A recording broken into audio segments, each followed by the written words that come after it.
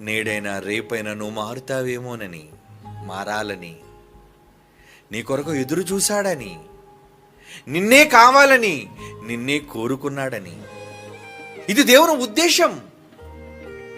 ఎవరండి ఆయన లాంటి సహనం కలిగిన వాడు? ఎవ్వరూ లేరండి.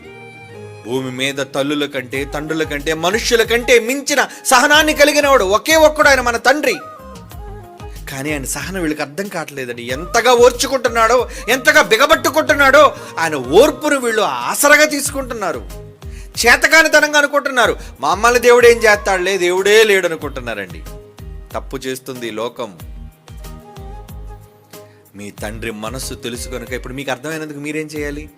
మీ నాన్న ఆవేదన అర్థమయ్యి మార్పు కోసం ఈ సమాజంలోనికి వెళ్ళి చెప్పాలి.